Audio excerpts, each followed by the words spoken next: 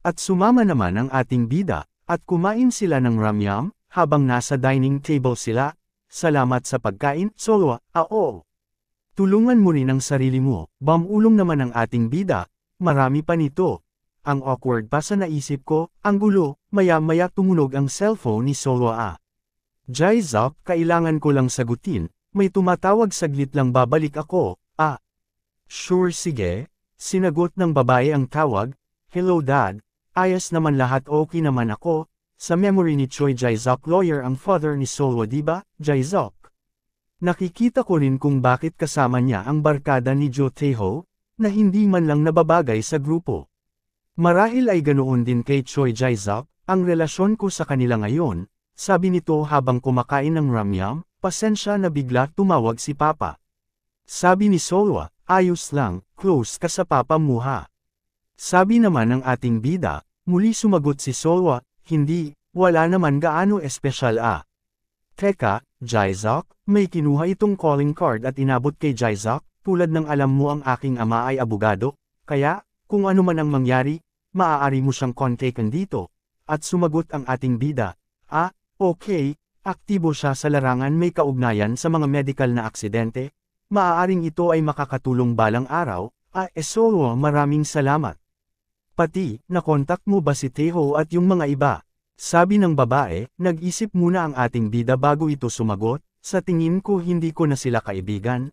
Pumasok sa alaala ng ating bida ang nangyari sa lalaking, dinala nila sa ospital at sinabi kay Solwa, nakita rin ni Jo Tae-ho yun walang malay na kasama ko, ngunit hindi ako makapaniwala. Sa isang katulad niya na magiging isang doktor parang sabihan niya ako na wag mo nang pakialaman yan, at wag mong sayangin ang pawis mo dyan. Yun ang sabi ni Tae-ho, sabi ng ating bida, habang kinukwento ito kay Solwa. I'm sorry, pagkatapos nun, galit na galit si Tae-ho dun pagbalik niya, akala ko nakipag-away ka sa kanya, ngumiti naman ang ating bida, at ako ang dapat magpasalamat sa'yo, kung hindi dahil sa'yo sumuko na sana ako, so, thank you Solwa. At habang naghuhugas naman ng pinggan ang ating bida, tinawag muli ito ng babae, Jaizok, ito lang ang medyo malaking damit na mayroon ako, okay lang ba?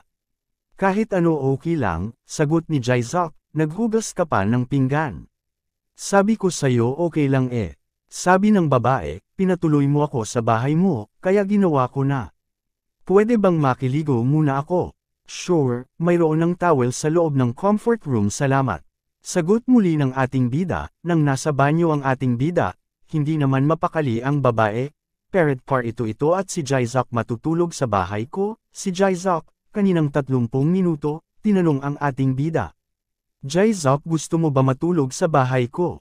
Nahihiyang sabi ng babae, ang ibig kong sabihin gabi na kasi, at sa tingin ko mas makakabuti yon. Pwede ba? Sagot ng ating bida, napaisip din ako, pero sigurado ka bang okay lang sa'yo? Pero at least magbabayad na lang ako sa pagstay ko dito. Ha? Anong sabi niya? Bulong ng babae na kinilig ito, so matutulog nga siya dito, baka ito na siguro ang pagkakataon ko, kung alam ko lang na mangyayari ito, bumili sana ako ng magandang pijama. At ang mga damit na meron ako ay katulad nito, pero nga pala, I definitely think nagbago si Jaizok. Pagkatapos ng operasyon, sari-sari pumasok sa isipang ng babae at that crazy shit, sa tingin ba niya doktor siya o ano? Sige, nangawag mo na lang pansinin, baka nagalit siya nung pagkatapos ng operasyon, pati ang sinabi ni Tae-ho. Nung magkita sila nung huli, yung bastard na iyon hindi man lang makatingin sa mata ko kanina, tapos sasabihin niya sa akin na gawin ito gawin iyan, bakit? Anong sinasabi nito? Gumagawa ba siya ng isang kaguluhan sa isang lasing para sa wala, na nagsabi na siya ay isang pasyente at kailangan kong tumawag ng ambulansya.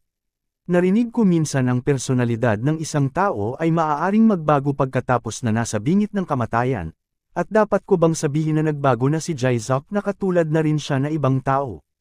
Habang panay ang isip ng babae ay tinawag ito ng ating bida, so saan ko ba ilalagay ang mga ito? Sandali lang, sagot ng babae, at kasalukuyang lumalalim na ang gabi, nagtatalo pa rin ang dalawa. Sinabi ko na sayo na sa sahig ako matutulog. Sabi ng ating bida habang nakikipagtalo ito sa babae, at sinabi ko rin sayo na ang panauhin ay dapat nasa kama. Sagot ng babae dito, muling sumagot ang ating bida at ano bang pinagsasabi mo? Dapat ang may-ari ang nasa kama, gigil naman ng babae at sinabi, bakit ba hindi na lang tayo magtabi? At sabay matulog, sa kama, yun lang ba? Okay fine, then good night Solwa, huminga ang ating bida ang tumalikod kay Solwa. Hindi makapaniwala ang babae, ay, talaga bang nangyayari ito? Sobra yata biglaan ito, hindi ko ito napaghandaan, bulong ng babae. Maya-maya tinawag siya ni Jaizok. Hey, Solwa salamat ha. Para saan naman, sabi ng babae, basta, salamat sa pagtitiwala mo sa akin noon, sabi ng ating bida. Hindi naman nakakibo si Solwa na parang naninibago tinignan lang nito si Jaizok habang nakatalikod ito, habang nagbalot siya ng kumot, good night Solwa sabi uli ng ating bida. Kinaumagahan, makikita na tutulog pa ang babae, nag-iisa na ito at nag-iwan na lang ng sulat ang ating bida. Thanks Solwa let's eat together later it's on me. Ang laman ng sulat samantala ang ating bida ay nasa bus station at nakaupo ito, tinitignan nito ang mag-ina na nakaupo. To be honest, dapat nandito ako nung namatay ako sa car accident, pero namatay ako at bumalik, ngunit sa katawan ng ibang tao, at nagligtas ako ng taong muntik ng mamatay, at sa unang araw na naimulat ko ang aking mata sinabi ko napakasaya ko, ngunit, hindi pa ako sanay sa buhay na ito, at habang siya ay nakasakay ng bus patungo sa binabalak niya puntahan, pagbaba niya naglakad ito papunta orphanage, noong nabubuhay pa ako, hindi ako madalas pumunta dito, maya-maya ay may nakausap itong babae, ano maipaglilingkod ko sayo? Paano kita matutulungan? Ako si Jaizok mag-apply sana ko para sa volunteer work. Ngunit paliwanag ng babae walang masyadong tao ang nagvo-volunteer na magtrabaho ngayon, habang tinatanaw ang playground ng mga bata na bakante, at walang masyadong taong bumibisita dahil sila ay abala sa kanilang buhay, at nakakalungkot, hindi man lang kami nakapagpatinggan kay Dr. Higgins ng mga huling sandali niya, bago siya nawala. Hindi agad nakakibo ang ating bida tinignan nito ang papaalis na babae, susundan niya sana ang babae ngunit may narinig itong boses na ikinalinggan niya. Director, Mr. Choi Jaizok po ay narito. Sabi ng babaeng may edad na, bamulong ang ating bida, lumaki akong walang mga magulang, hindi ko alam kung ano ang magulang, pero sa tingin ko alam ko kung anong klaseng tao sila. Lumapit ang babaeng director nagsalita ito, Mr. Choi Jaizok welcome. Ipinaghanda ito ng mainit na tsaa at sinabing, balak ko sana makipagkita sa iyo sa mga susunod na araw, salamat sa pagpunta mo dito ngayon, wala yun. Na-curious lang ako sa sarili ko, at gusto ko rin magpasalamat, at ininom nito ang tsaa. Manyari gusto ko rin ibigay ang taos-puso ko pasasalamat kay Hijin at hindi ako. Iniingatan ko lang ang kanyang huling habiling kung paano ito ginasto ni Hijin. Kailan lang bata pa si Hijin. May mga oras na umiiyak siya, matapos makipag-away sa kanyang kaibigan.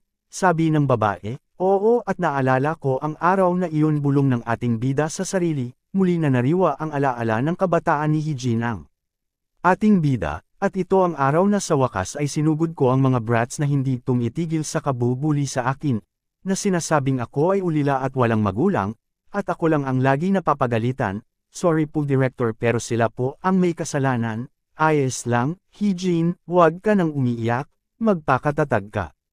Habang yakap siya ni director, magpakatatag ka at huwag kang mawawalang ng pag-asa, huwag mong iyakan ang mga bagay na hindi mo naman kasalanan, at sa tuwing naisip ko yun araw na yun, naawa pa rin ako, sabi ng director pagkatapos noon sinubukan ni Hijin na gawing ang lahat ng mag-isa, ang batang iyon, ang makitang sinusubukan niyan lutisin ang lahat na mag-isa nang hindi umaasa sa sinuman, nakaramdam ako ng labis na pagsisisi, sinubsob ni director, ang kanyang ulo sa kanyang mga kamay at umiiyak ito, napatingin naman ang ating bida, wala na ang mga tao iyon umalis na. Nasa mga tao kung sinong iniwan upang punan ang kalungkutan na iyon, bulong ng ating bida habang nakatingin ito sa babae, maya-maya ay nagpunas ng luha nito at, pasensya na masyado akong naging emosyonal, iba na sana ang lahat kung si Hijin ay mayroon mga magulang. Director si Hijin po ba ay nagkaroon ng magulang? Ang tanong na iyon ay ikinabigla ng director hindi agad ito makasagot na parang nautol ito, at sinabing magulang. Nakipag-ugnayan ka ba sa kanyang mga magulang? Hindi po. Ikaw po director. Ako. Sagot ni director muli nagsalita ang ating bida, Ang nagsilang sa kanya ay maaaring ang kanyang mga biological na magulang, ngunit ang mga taong nagpalaki sa kanya ay maaaring maging mga magulang. Si Dr. Hee-jin ay tiyak, iniisip na magulang din niya ang director. Nabigla ang director sa sinabi ng ating bida na patikip ito sa bibig. Hello guys, kung nagustuhan nyo ang video ito, huwag nyo kalimutan mag-subscribe at pindutin nyo na rin po ang notification bell para lagi kayo update tuwing may bago ako video. Like and share nyo na rin. Maraming salamat po.